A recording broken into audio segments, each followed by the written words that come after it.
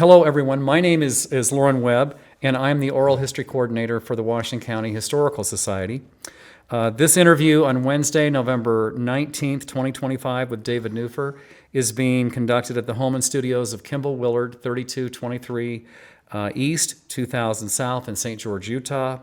Funding for the oral history program is provided by the St. George Recreation Arts and Parks Tax, the Washington County Recreation Arts and Parks Tax, and Utah Humanities. So we want to welcome DavidNuffer with us today. Thanks, thank you for being here.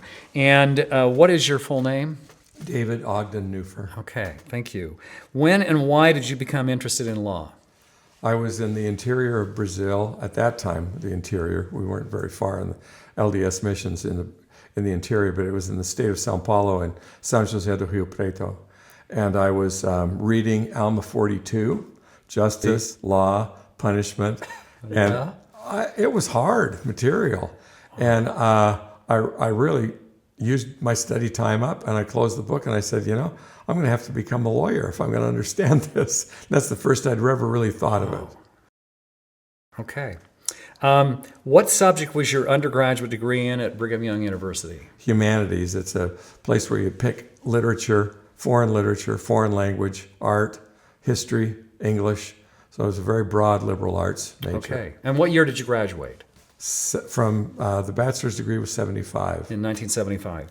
And, so why did you choose to attend the J. Reuben Clark Law School at BYU? So after graduating with a humanities degree, or as approaching the graduation, I realized the humanities companies are not hiring. I could go teach. I could get a library degree. Yeah. I applied, and I was actually accepted at University of Chicago in Near Eastern Studies, though I didn't have any Arabic or Hebrew background. But I took the LSAT, Law School Admissions Test, and got a pretty good score. So I walked over to the law school. Actually, I had to drive down because it was down in the St. Francis rented school, and showed them my score, and they said, "We want to talk to you." So it was a good score. Wow. So this is University of Chicago, which is, you said University of Chicago, University right? of Chicago in Near Eastern Studies. Which is a great university, has a stellar reputation. I'd gone to high school in the Chicago suburbs, so I had great respect for the institution. But you decided to go to BYU Law School doesn't University of Chicago have a great law school as well? But it was easy at BYU. I didn't have to move. Okay. We had one child at the time. I didn't have my sights set very high. I thought about University of Chicago for Near Eastern Studies because that's the place to go. But I didn't think about it for law school. I didn't think I could qualify for that or get into it. But also BYU offered me a scholarship of $250 per semester, which was half the tuition. Oh my gosh, yeah. That's awesome. That's great. So what year did you graduate, and what year were you admitted to the Utah State Bar? 1978 for both. I graduated in April and was admitted to the bar in September. Okay. I took a communications law class, and I had for one semester, and I went over, we were required to go over to the law school and study. And I thought it was impressive. I mean, these guys lived there practically. Oh yeah. In their little cubicles and things. I left some things at school that I needed for my Sunday school lesson about 2 weeks into the school year. And I went up there and I was shattered. There were people studying on Saturday. Oh. I hardly ever studied undergraduate, but Saturday? Yeah. And then I went back one evening and there were people there in the evening. I know. So I kind of learned a different ethic. Okay. What led you to become a law clerk for Howard, Lewis, and Peterson Law Firm in Provo, Utah, and what were your duties there? I had a friend who was a lawyer there. He'd been admitted to the bar and hired there, and he suggested I go down there and apply. So I applied and got a job and worked there for I think 2 summers, writing briefs, doing legal research, organizing files. Things like that. Learned a lot of practical things. I bet. And so how did you become a law clerk and an associate with Allen, Thompson, and Hughes law firm in St. George, Utah? And then, of course, what was it like working with Tony Allen, Ron Thompson, and Michael Hughes? Yes. That's a lot. There's a lot of questions in that question. Yeah. But Let's start with the first one, basically. How did you become a law clerk? well, I went to high school in Chicago. The winters were terrible. I went to law school and undergraduate at BYU. Winters were terrible. I was sick of winter. I had been in Mesa, Arizona, one half semester of my undergraduate, and I thought that was fantastic. Why would people live where it's frigid Yeah. and terrible? Right. So I thought, I'll go check out St. George. And I interviewed with the firm down here, and they offered me a job. So I came down. And What a great and a great location too. I mean, a historic home, right? yeah. Well, so I remember coming down for the interview, and I got to Vernon Worthen Park, and there was a payphone there because it's before cell phones. And I called my wife, and it was March, and it was warm. Everything was green. And I said, I don't care if they offer me a job. We've got to move here. Oh my gosh!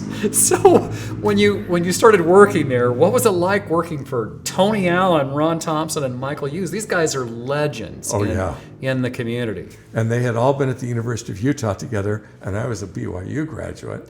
So there's a little that's tension interesting. there. But they all had BYU season tickets.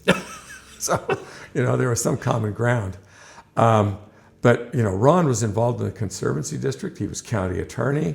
He was very prominent in the community. Tony Allen knew everybody, did a lot of high-quality legal work, business-type work. Ron did too. Mike Hughes was a fearsome litigator. Oh yeah, And he was. And he was the one that used most of my time there. I had a really good relationship with Mike, except for the time I cleaned his office. And he came out and he found me, and I thought he was going to kill me, but he didn't. Really? Yeah. Because he was one of those brilliant people Yes, that he didn't was. need to organize anything. He knew where it all was, but I had hidden it all. They were in the files. What was I thinking? Gosh. Yeah. Anyway, he was definitely interesting. Oh, yeah. Okay, so from 1978 until 2002, you were in private practice. Right. How did you become a law partner with Steve Snow?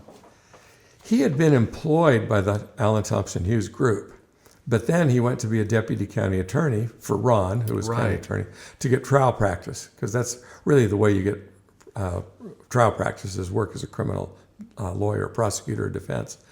And so he had kind of an affiliation with the firm, but I also had met his family when we were down here for the law clerk experience. My wife had a baby, and they held a shower for her. And so, it was a very small town then. So we knew them pretty well, and he and I decided that we would just go out on our own.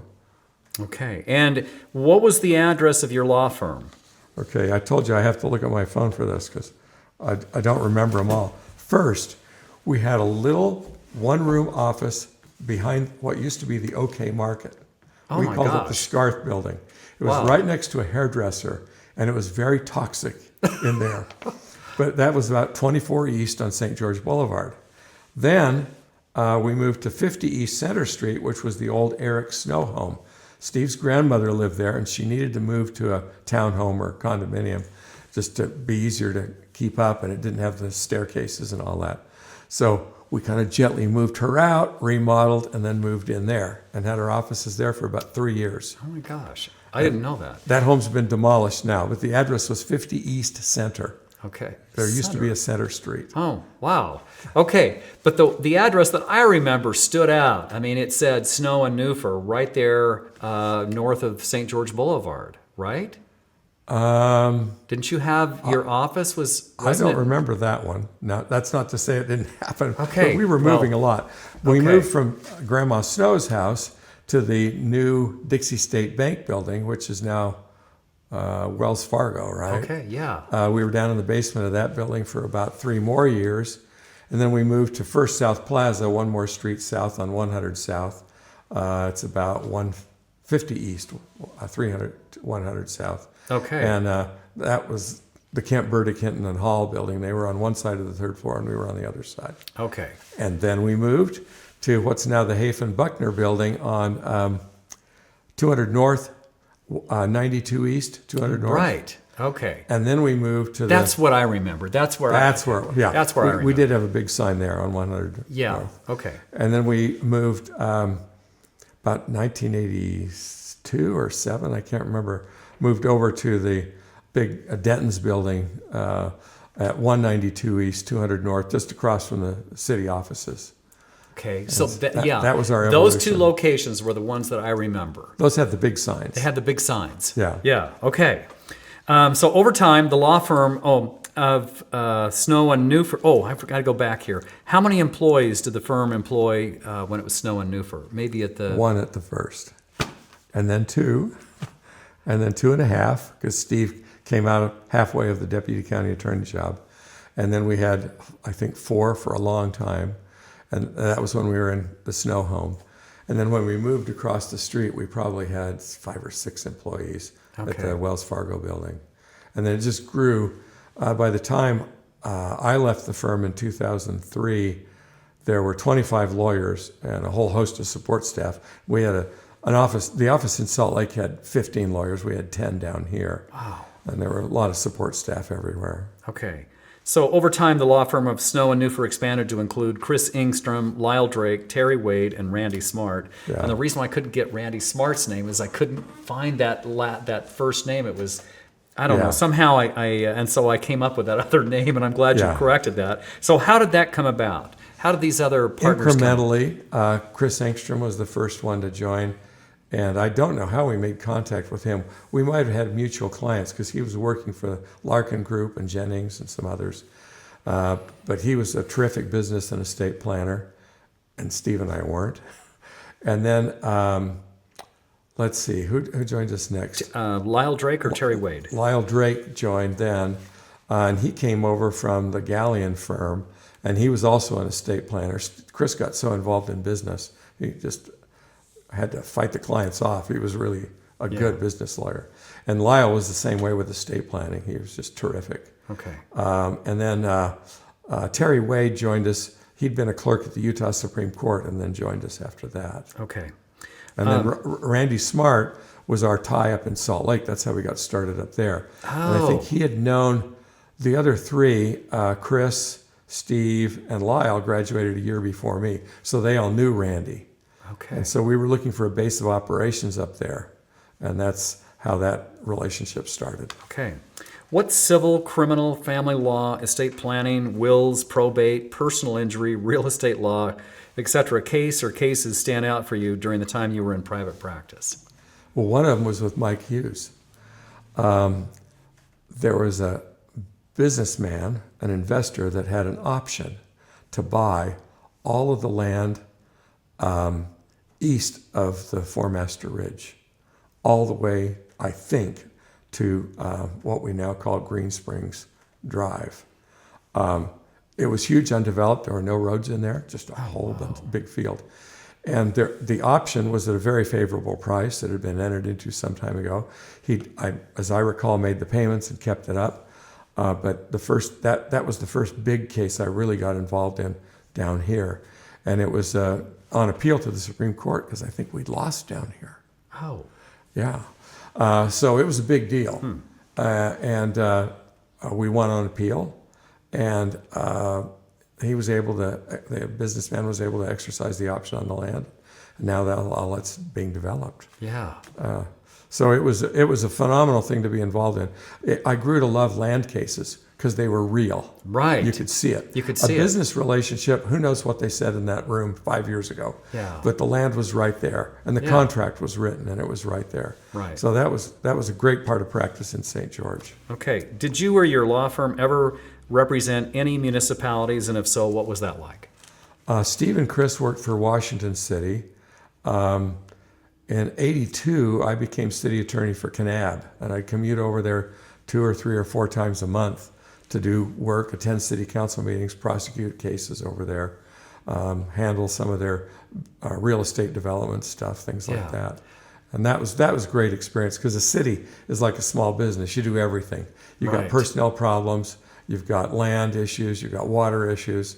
So it was really great work. That's good. I remember Steve working as the city attorney for Yeah. Washington City. It was one of the towns that I was assigned to cover for the Spectrum newspaper. Okay, so what made you decide to apply to become a U.S. magistrate judge in 1995? I had represented 2 clients who had a criminal, it was a misdemeanor complaint against them filed in federal court. I didn't know there was a federal court down here, but I found out that the magistrate judge was up in Cedar City who would hear the case. They had been accused of shooting a deer inside Zion National Park. So I talked to him about the case. It was up in that Kolob checkerboard area where 1 minute you're in the park, one minute you're out of the park. Right. Yeah. And the color of the asphalt used to change, but that doesn't tell you when you're out in the bush whether you're in or out of the park. But anyway, we thought we had a pretty good case to say that we were outside the park. And so I went up there and we intended to plead not guilty and have a trial. The judge said, you can plead not guilty, but to get a trial, you have to go to Salt Lake because I don't do trials. Or you can just pay a fine. And so I thought that was a terrible way to treat people. We pled no contest and paid the fine. That doesn't technically admit guilt, but Who was the magistrate? I don't think I want to say that. Oh my gosh. But, Okay. But that encouraged me. And so not more than maybe 3 or 5 months later, I see this full-page ad in the Utah Bar Journal. Magistrate judge position available in southern Utah. It was 1/10 time. The lowest level magistrate judge position in the whole United States. So I thought, well, I might try to apply for that. So I went up to Salt Lake and interviewed, and I got the job. Oh my gosh, that's so interesting. Okay, so I understand you worked part-time in that capacity while remaining practicing a lawyer before becoming a full-time judge in 2003. So while working part-time in that capacity, how did you juggle being a judge and an attorney? I was a part-time judge in the federal system, and basically we heard stuff off of Zion's park land and BLM land, trash disposal, parking somewhere you shouldn't have, too big a group in Zion National Park, running the tunnel, that was a big one. And we had some colorful cases. But I was also prosecuting for Kanab, and I was defending in Arizona because I had my Arizona license. Oh, wow. In Mojave County? Or? Yeah, in Mojave County. So I would pick up defense work in Arizona. And so if you learned a trick somewhere, you could use it everywhere else. So it was a great time. Okay, Very strange. Did you ever go to trial, or did you ever have a case go to trial in Cedar City or wherever you were the U.S. magistrate? We did our court down here, and we had a lot of trials. Okay, they're fairly simple. So you kind of helped to maybe start a new precedent. Is that right? Yeah, because the last jury trial a federal court had in southern Utah was in Beaver for John D. Lee. Oh my gosh! So I had a jury trial in 1995 in the old Washington County Courthouse up on the hill by the city building, and that was the first jury trial in what would have been 75 years. Yeah, that's pretty historic. Okay. Yeah. Okay, so also as a U.S. magistrate, did you work in, I guess, St. George, maybe Cedar City or Salt Lake City, or both cities, or all three of those cities? I remember going to Cedar City one time because at the first there was no staff down here. There were no probation officers. I went up and did an initial appearance with somebody in a room in the jail because they had to be seen within 48 hours. But other than that, we did almost everything in St. George. Okay. Nowadays, sometimes the magistrate judge goes out to Bigwater to hear the Lake Powell cases. I never did that. Wow, Bigwater. Yeah, they meet in the town hall out there. But I started working in Salt Lake in 1998 because they were very short-handed up there. Mm-hmm. So I started going up there in 98. What were your duties as a U.S. magistrate judge, and what case or cases stand out during your time in that position? You kind of answered that already, but... A little bit. That one jury trial case was too large a group size. And too large a group size in Zion for National a park, Park? Yeah. You can have like going into the backcountry on a trail. Yeah. Right? Yeah. Okay. And that degrades resources, and so it's a legitimate citation. But it turned into a jury trial because they would not compromise with the U.S. attorney. So we tried it. And it was interesting because the Rangers were right on. The group, unfortunately, was a church group, and they were a little self-righteous about the whole thing. And what's the difference between 12 and 20 and all of this? Unfortunately, the law says 12. Yeah. So you're kind of stuck there. We would have other cases that were extremely trivial. Some French kids really liked the delicate arts license plates and stole a whole bunch of plates off of cars. So we're in court with a bunch of French kids. Oh my gosh. We had a guy show up at the entrance station on the east side and claimed he was a special representative of the Pope and of 3 planets. Oh, and wow. that he got free admission into the park. And there's a little confrontation. Oh my gosh, those are really interesting cases. Oh, it's very fun. Okay, so I understand you became an adjunct professor of law at BYU's J. Reuben Clark Law School from 2001 to 2016. So how did that position come about, and what did you teach? I was president of the Utah State Bar in 2000 to 2001, and the dean of the law school then was Reese Hansen.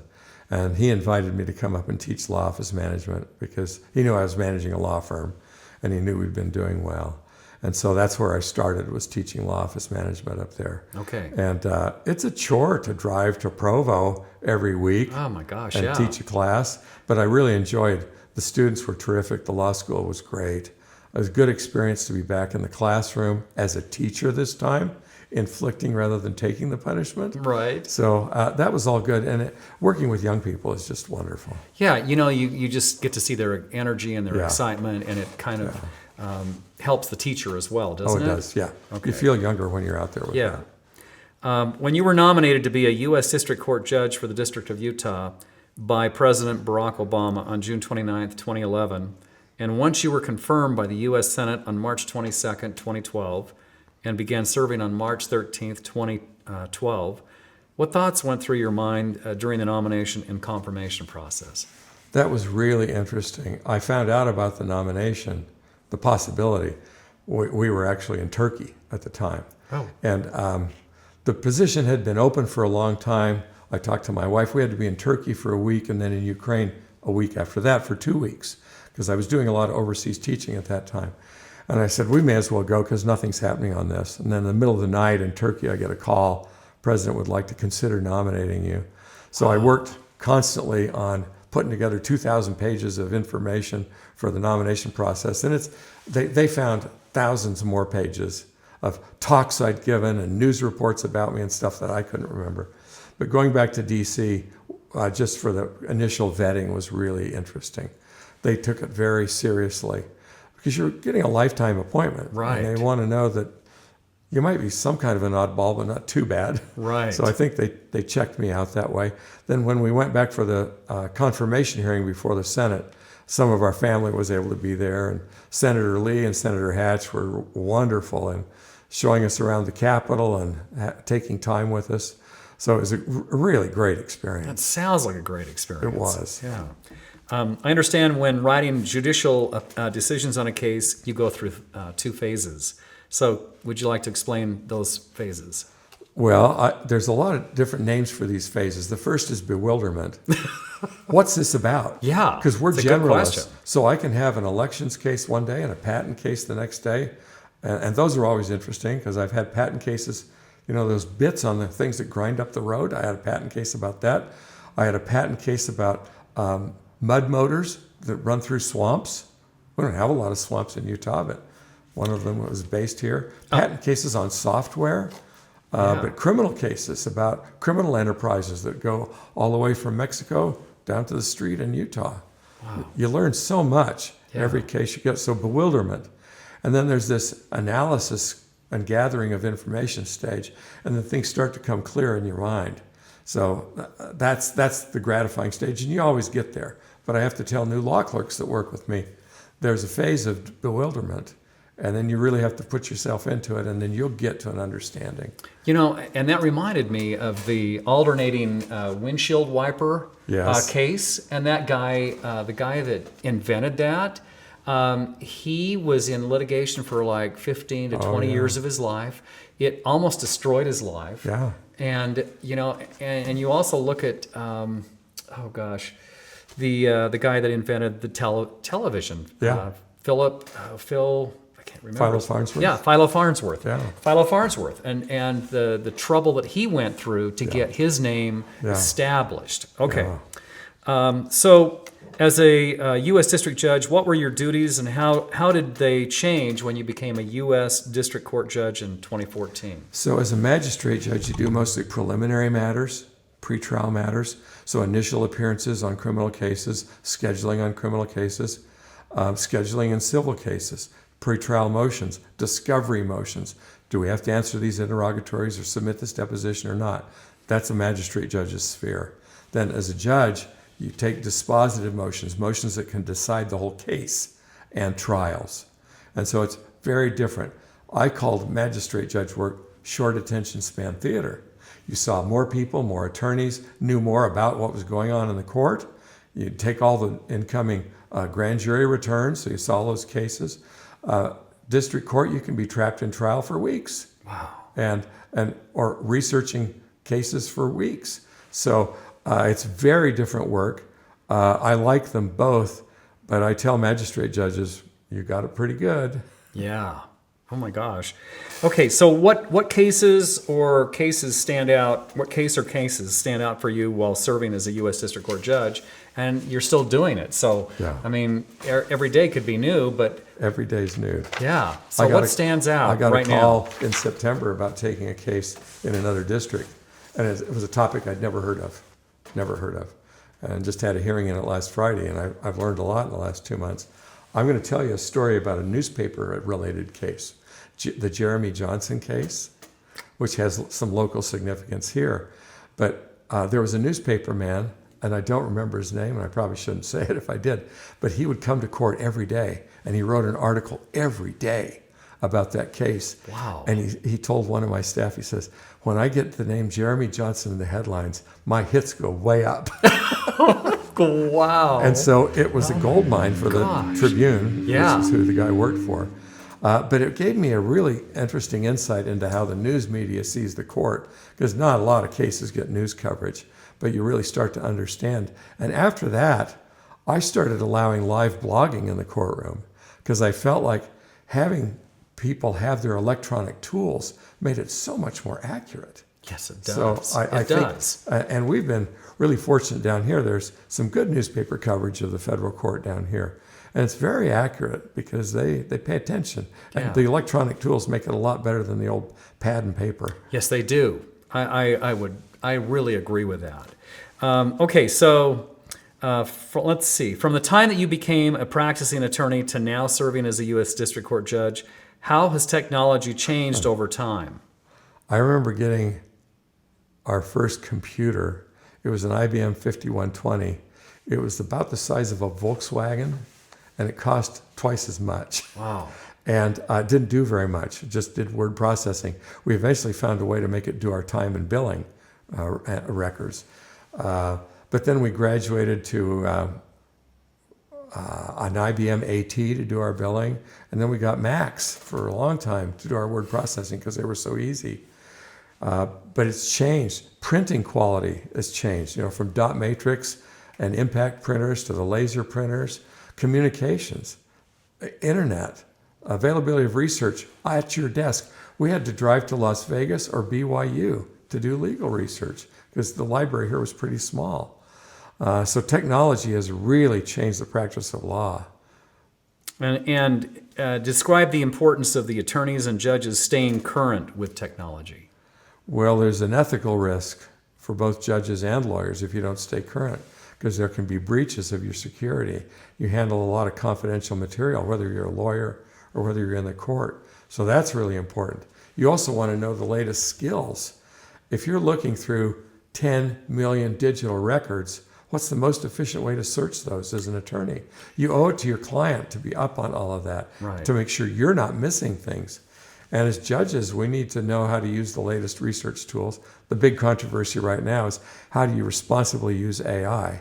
Yeah. And that's evolving. I think it'll settle out in about 5 years. But Yeah. right now it's very dangerous, as you know from the headlines. It really is. When attorneys come before you in court, what do you expect them to bring with them and or share with you technology-wise or preparedness-wise? I'm kind of unusual for a tech guy. I don't like PowerPoint. It's linear and it can't respond to changes in the flow of the hearing. I don't usually do traditional oral argument. I usually provide a list of questions or maybe even a draft order to the attorneys before we have the argument so that they know what I'm thinking.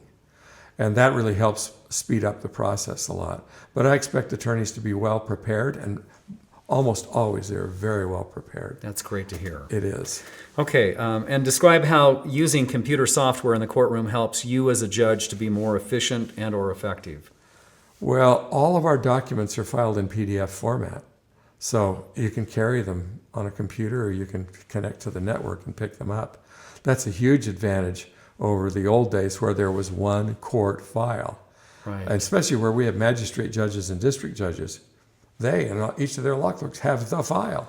Right. So that's terrific. And you can take it easily with you to study. It's very portable. I remember checking out files from the Utah Supreme Court. I don't know how they had the guts to let us take files. If you had a car wreck, file was gone. And that's happened in history. So it's much, much different to be in the courtroom now with everything electronic. And of course, we've done a lot of remote hearings. We started really with COVID in the federal system. But now we do almost all of our scheduling, a lot of pretrial events we handle by remote means because it's so much less expensive. It takes so much less time. Right. Okay. How did you become involved with lecturing about the American legal system to judges from the Ukraine, Turkey, Iraq, the Czech Republic, Brazil, United Arab Emirates, and Iran? That's really a good question. I mean, that's just amazing, all these countries that, that you've been to. It was a great experience. And I really don't know. I think it started when I heard Paul Cassell speak about his experience in Ukraine in 2006, and then I went in 2007. And I stayed involved with David Levitt and his organization that taught and still teaches there. It was they were teaching law students mostly, but they also did some teaching for lawyers. And it was fascinating to see our legal system from the outside, and also to see it as it contrasted with Eastern European legal systems. Very interesting. And then I don't really know how I got involved with the international stuff, but there was the American Bar Association that I was involved with, especially in the Middle East, because they were looking for people who had been over there. And then the Federal Judicial Center in Washington, D.C., that's the educational arm of the judiciary. They do educational programs for judges that come and visit the United States. And then sometimes there's visits overseas. And so that just led to some visits. What was it like, though, going to these places? Well, it was fascinating. I remember going to Uzbekistan, which was about as far from home as I'd ever been. And people are a lot the same everywhere, but the culture and the history are remarkably different, unique, and interesting. Yeah. And especially in the Muslim countries. Lori traveled with me over there quite a bit. We enjoyed the atmosphere there. The mosques are beautiful. The veneration they have for the Quran is terrific. The periodic calls to prayer remind you of God all day. Yeah. It's an impressive system in many ways. Okay. What else did you find rewarding or challenging about reaching out to judges on this international level? They were very interested in our system, but could not believe it worked.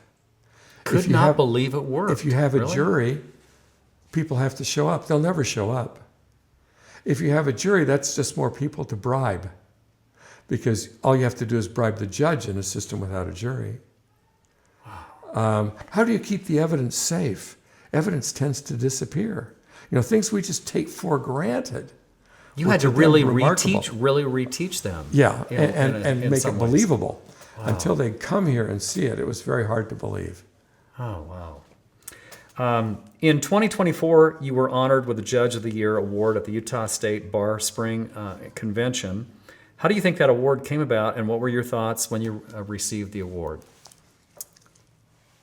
I don't want to be too cynical about awards, but I've sat on awards committees, and you kind of think, well, whose turn is it? Who might not be here next year? So sometimes I kind of regard it as that. But I had been in the Bar Association for a long time and had done a lot there. And I still like to with the Bar Association. Talking to lawyers is really helpful. But so I do think that I'd put in my time with the Bar Association. But I think I was involved in rolling out electronic filing for the federal court. I came on the bench in Salt Lake in 2003, and it rolled out in 2005. So we worked for 2 years to get it out, and that made a huge difference for lawyers. No more bringing paper to the courthouse. It used to be a big lineup at 4:30 trying to get stuff date stamped and filed. Now you just do it on the computer any time of day, anywhere you are. We had a video for a while that showed a guy e-filing on his boat. Oh my gosh. While he was driving, and there's a water skier behind him. We did not recommend that. But it just changed the practice enormously. And so I think part of it sprung out of that. And so how did you feel when you got the award? It was a great honor. Yeah. I appreciated that. I don't mean to be cynical about awards. I think that they mean something. Everybody does something different. Everybody contributes a different piece of the puzzle. And every time there's a judge of the year or lawyer of the year, I think it really matters because they do such different things. I really like the Utah Minority Lawyer of the Year. Or there's an award called the Dorothy Brotherson Award for the advancement of women in the legal profession. There's several awards that recognize people in niches like that, people who give pro bono work, that serve the underprivileged that couldn't afford a lawyer. I think those are really important awards. Wow. Okay. But when awards are given to me, I don't think they're very important. Okay. What is it about serving as a federal judge that makes you want to keep working? Well, you're appointed for life, and so there's sort of a presumption there. And I have watched people retire and fade and die. You have to have something to keep your mind active, to keep demanding, and I really think it's a healthier thing. I have a 40% civil load. I don't take any criminal cases now. I think that's about right. Fortunately, because Judge Allen is now here in Southern Utah as a full-time active district judge, that works. What's his first name? It's Anne Marie Allen. Okay. She's Kay McKiff's daughter. She's originally from Richfield. Yes. Yeah, so I remember incredibly her, yeah. loyal to Southern Utah. Yeah. Lived and worked in Cedar City for years. Right. And so she's got more Southern Utah fever than I do. And we joined forces against those bullies up in Salt Lake. Yeah. Okay. We want to get our way. So is retirement on the horizon or sometime down the road? It's sometime down the road. Okay. And explain? Well, as long as I'm capable, and I do have a little committee that meets every year, and it's my law clerks, my court reporter, my wife, and everybody says, is he still okay? Is he fading? And I think being active keeps me active, and it preserves the skills. So I'll retire when it's time, and I hope I retire before it's time. It's a problem with senior judges, Lauren, because they're the oldest in the court. They mentored everybody else, and nobody wants to tell them they've got to go. Their staff positions depend on them. They don't want to retire themselves by saying the judge has got to go. Wow. And the family thinks, do we want Grandpa at home? So it's sensitive. Yeah. But I've given them standards that they have to judge me by, and they do it every year. Okay. Because I look at Lynn Exel, Hurricane Police Chief for many, many years, and I think he might have retired because he was running for city council this year. Yeah. And then you're going to have to help me. The Santa Clara Police Chief, he just retired. And he a lot of law enforcement people, our federal law enforcement people, have to retire at 57. Wow. That's ridiculously young these days. It seems like way too young. Yeah.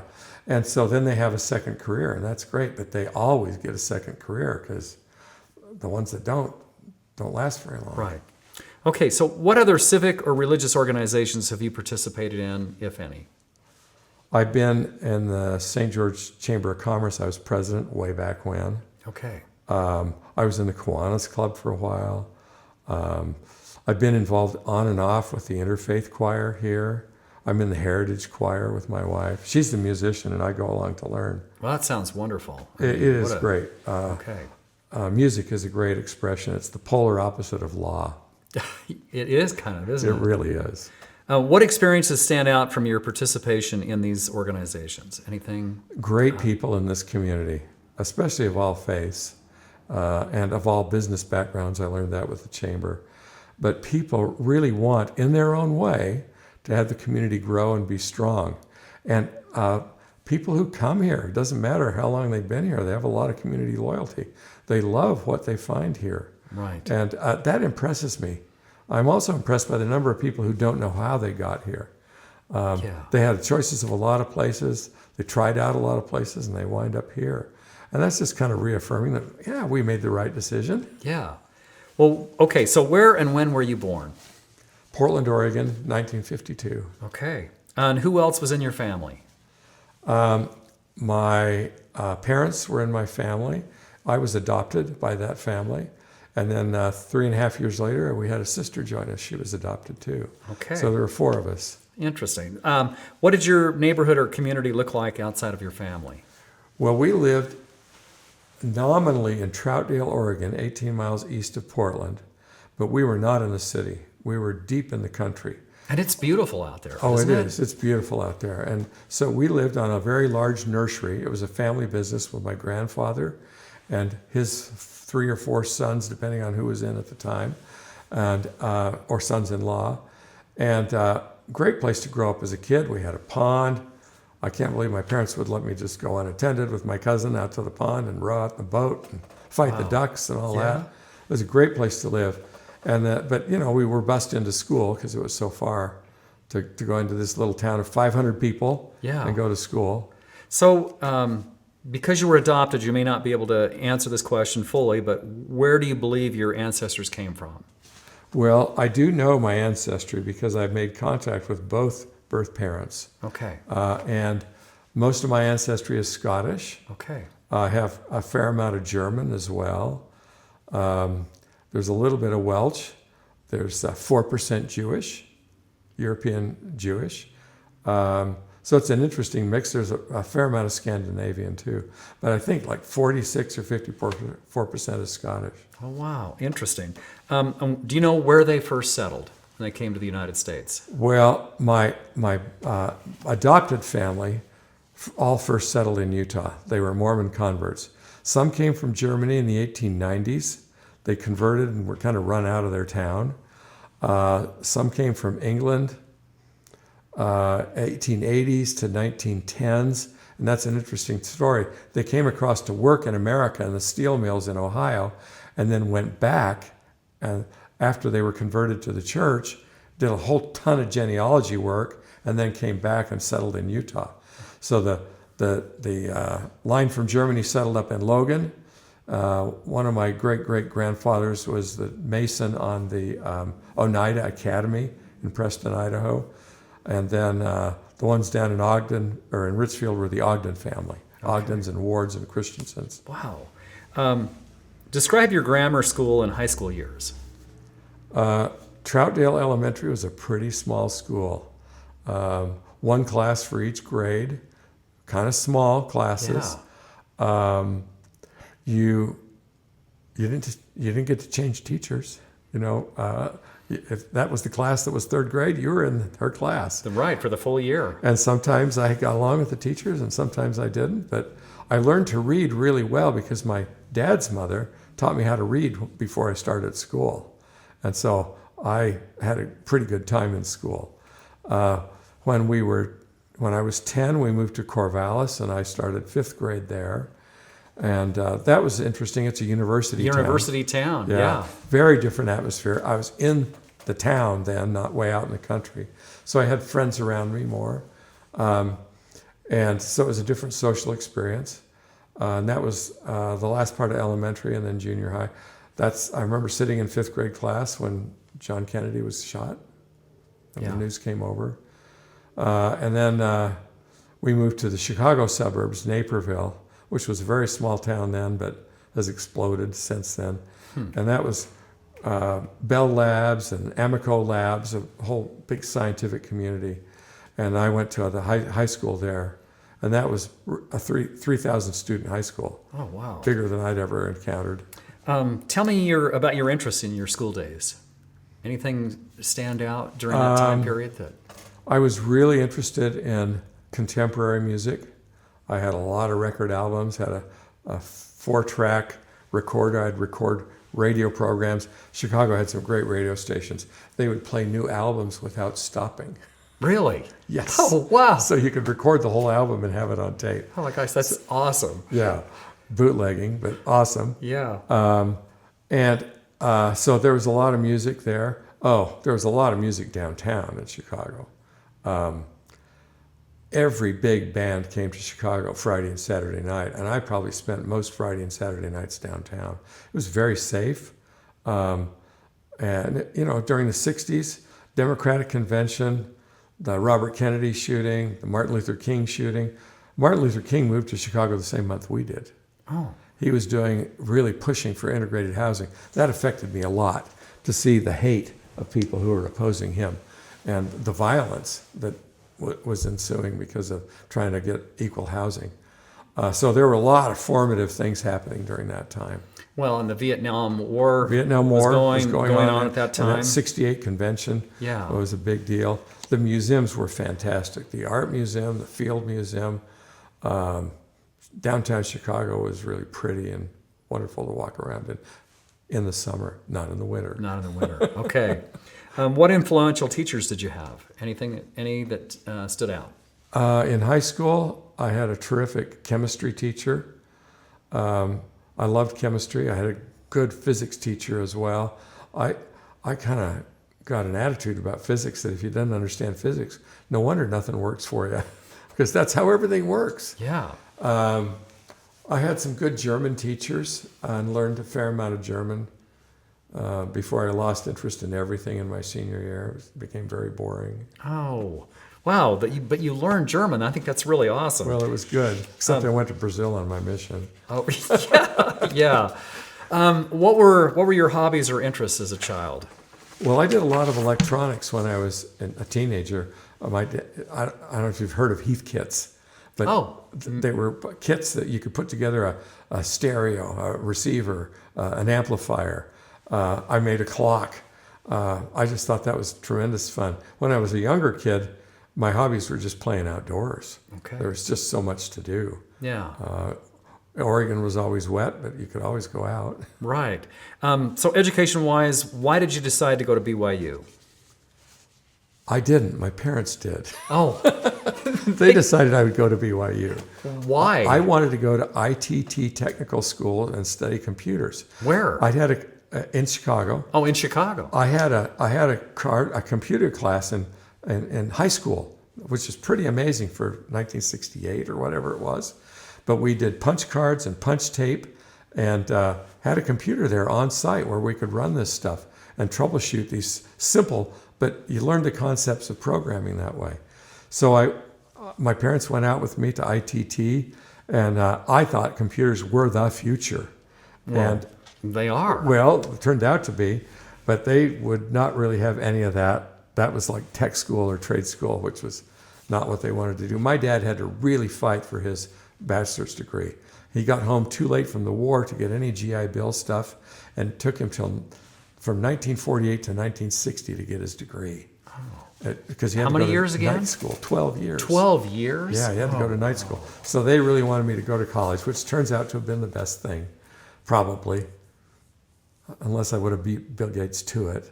Okay. But you're going from Chicago to Provo, Utah. To Provo, Utah. Uh-huh. That had to have been an adjustment. Absolutely. Provo is not Chicago. Wow. There were not a lot of bands playing downtown on the weekends. Okay. We couldn't go protest the Vietnam War, Yeah. There was Dr. King never came to town in Provo. It was very, very different. I liked it, but I flunked out my first year. Oh. I walked away at the end of my first semester, didn't take any finals, and then worked for several months down in Mesa, Arizona, and then decided it was right to go on a mission. Okay. And so I did that. So any influential mentors while you were at BYU? Well, there were great personalities everywhere. And Richard Sorensen was a teacher of anthropology, and I loved the anthropological field. That was a time when Steve Covey was on campus, Hugh Nibley was on campus, Terry Warner was on campus. There were tremendous faculty at that time and interesting things to do all the time. I think I got much more into it when I got back from my mission. Okay. I was more motivated, but tremendous intellectual environment. Okay. Any, what were your successes, accomplishments, challenges, any kind of frustrations that you had while you were there? Well, I got back from my mission and I was in a big hurry. So I finished my undergraduate in 2 years. Wow. I didn't have any credits from before my mission, but I went straight through. I did summer school. I did what they call interim classes, where you go 5 hours a day for a week and you knock out a 3-credit class. It was nutty. I went Christmas. You had to have been studying a lot. I had to study a lot. And I graduated with exactly 128 credits. And I'd put off my accounting and economics classes till the end because I was not a math guy. My wife is all math. I was going to say, that's incredible. 128 credits in 2 years. Yeah, but I was scared because if I didn't get all my credits, I couldn't go to law school. I was already admitted, but provisionally. So I took this economics class at the end. I needed the 3 credits. I needed the class. The teacher was a new graduate student, just returned from UCLA. He did not speak English as far as I could tell. It was all way above my head. I memorized some charts and graphs, took the final. I snuck into the building late at night to look at the grade board because I was afraid. Here's my future. I got a B+. Oh, wow. So I could graduate. Yeah, all I wanted was a D-, just so I'd get credit. That had to have been a lot of stress. It was a lot of stress. Just because of that one night and thinking that this is a make or break. Me, right? It was. Okay. Yeah, that was a bare knuckle moment. Oh my gosh.